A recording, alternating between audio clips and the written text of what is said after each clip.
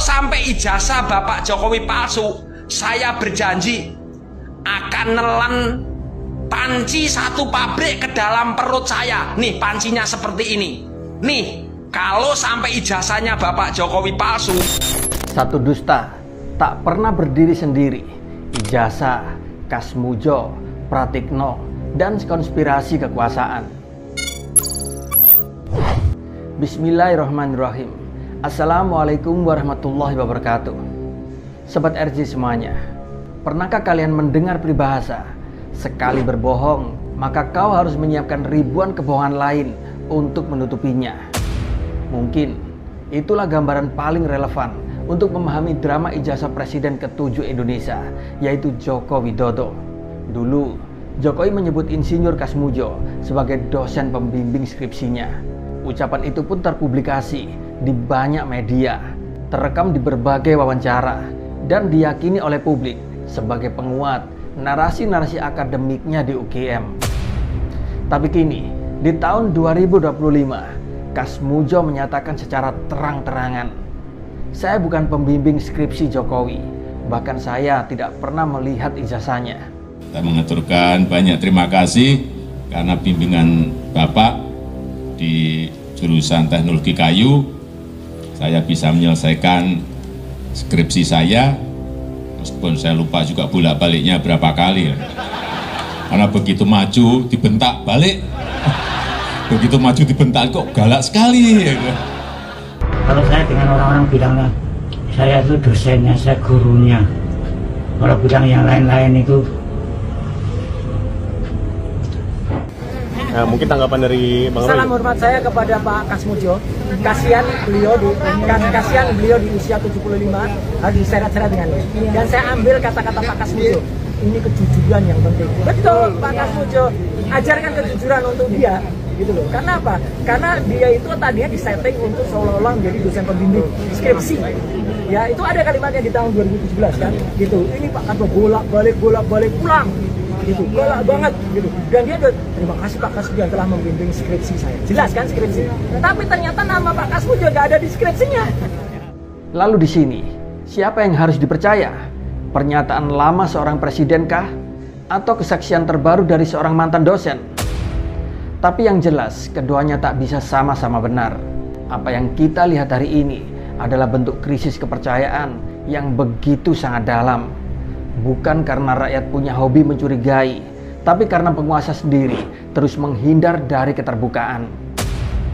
Ketika seorang pejabat tinggi negara, apalagi seorang presiden, tidak bisa menunjukkan dengan jujur latar belakang akademiknya, tentu saja itu bukan hanya masalah personal, itu adalah masalah publik, masalah hukum, dan masalah legitimasi.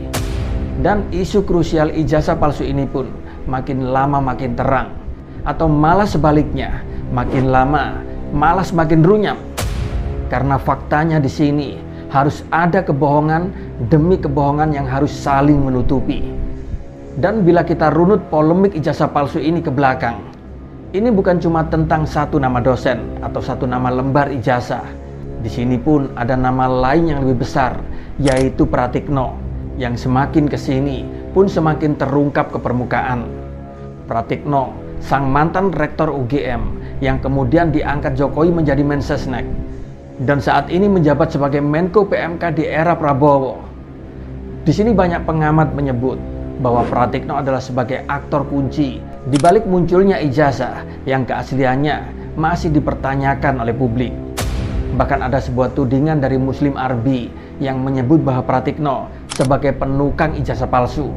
Di sini Muslim Arbi pun bahkan dengan tegas menyebut bahwa dalang dibalik kemunculan ijazah Jokowi adalah Pratikno, sang mantan rektor UGM yang kemudian diangkat sebagai Menteri Sekretaris Negara sejak 2014. Isu itu kan sudah beredar luas bahwa yang menukangi ijazah palsu ini adalah Pratikno, ya kan? Itu isu beredar luas, ya kan? Jadi saya kira kalau kemudian sebagai kompensasi, ya kan?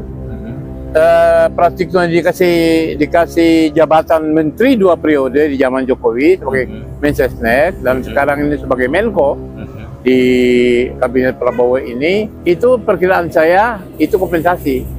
Jadi seolah-olah Pratikno ini memegang rahasia yang luar biasa, ya kan, dari Joko Widodo ini terkait dengan dugaan dengan jasa palsu itu. Karena apa? Jasa palsu ini di pengadilan di lock, ya kan. Lapor ke polisian juga tidak diproses. Ya waktu itu kan Egy dan teman-teman saya kemudian tidak ikut melaporkan ke ke Barreskrim. Juga sampai hari ini laporan sudah diterima tapi tidak diproses. Lalu kemudian waktu itu Egy Sujana saya menemani mempertanyakan ke KPU. Juga pada akhirnya di KPU pusat di sini, ya kan, itu juga mengatakan bahwa mereka tidak berwenang untuk menjelaskan. Jadi semua lembaga negara, baik itu KPU, kepolisian, ya kan, lalu kemudian pengadilan, ini seolah-olah mereka bungkam seribu bahasa. Nah, dugaan saya bahwa memang ini kejahatan yang sengaja ditutup rapat, ya kan, dan hari ini tokoh yang dianggap bermain di balik itu adalah Pratikno. Tudingan ini bukan cuma serius, tapi di sini juga membuka dimensi baru dalam kontroversi ijazah tersebut. Dan kini narasi-narasi yang beredar di publik bukan sekedar keaslian dari ijazah Jokowi yang selalu dipertanyakan, tapi juga dugaan keterlibatan kekuasaan dalam menutupi kebenaran. Tudingan-tudingan tersebut memang muncul bukan tanpa alasan. Bahkan tudingan-tudingan yang terasa mengganggu ini adalah fakta-fakta yang selalu beriringan dengannya. Pratikno ini memang pernah menjabat sebagai Rektor UGM pada 2012 hingga 2017, tepat saat Jokowi sedang menapaki karir nasionalnya dari seorang gubernur DKI Jakarta hingga menjadi presiden di tahun 2014. Lalu setelah terpilih sebagai presiden, di sini Jokowi menunjuk Pratikno sebagai Mensesnek. Dan kini, di masa pemerintahan Prabowo, Pratikno pun kembali diberi jabatan strategis, yaitu sebagai Menko PMK. Tentu saja rantai jabatan ini menurut banyak orang terlalu kebetulan jika tidak ada balas jasa di dalamnya. Namun sampai saat ini, baik Jokowi maupun Pratikno pun belum memberikan penjelasan yang mendalam soal tudingan tersebut. Yang ada hanyalah pembelaan-pembelaan umum dari beberapa pihak tanpa bukti-bukti konkret untuk menepis segala keraguan publik. Tuduhan ini mungkin terdengar begitu liar, tapi fakta demi fakta yang mengiringinya tidak bisa diabaikan begitu saja. Pratikno yang menjabat rektor langsung diberi jabatan strategis setelah Jokowi berkuasa. Apa mungkin ini sebuah kebetulan atau ada simbiosis politik yang menyimpan rahasia penting? Dalam dunia politik, loyalitas di sini tak selalu dibangun karena visi yang sejalan. Terkadang karena ada rahasia-rahasia yang saling mengikat. Dan jika benar, Pratikno memegang kunci rahasia terbesar Jokowi, maka wajar jika ia selalu dijaga tetap dekat dengan kekuasaan. Tentu, di sini kita sebagai rakyat wajib curiga karena mungkin yang disembunyikan bukan sekedar ijazah, tapi mungkin juga legitimasi kekuasaan. Dan kasus ijazah Jokowi ini bukan hanya polemik administratif, ia pun telah menjadi simbol dari rusaknya sistem transparansi dan akuntabilitas di negeri ini. Bayangin sob, di negara yang mengaku demokratis, di sini rakyat bahkan tak bisa mengakses bukti dasar pendidikan seorang presidennya. UGM sebagai kampus besar justru diam. Lembaga negara lainnya seakan buta dan tuli. Tak ada audit, tak ada klarifikasi ilmiah. Hanyalah opini dibalas opini. Sementara bukti sama sekali tak pernah ditunjukkan. Ya, juga saya sampaikan kalau ijazah asli itu diminta hakim, diminta pengadilan untuk ditunjukkan, saya siap untuk datang dan menunjukkan ijazah asli yang ada, ya. Tapi hakim yang meminta, pengadilan yang meminta.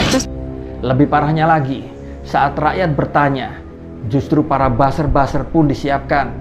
Apakah ini benar-benar negara hukum atau negara narasi? Dan jika benar ijazah Jokowi memang sah, seharusnya bisa dibuktikan dengan begitu transparan. Dan yang paling penting, tunjukkanlah ijazah aslinya jangan fotokopiannya.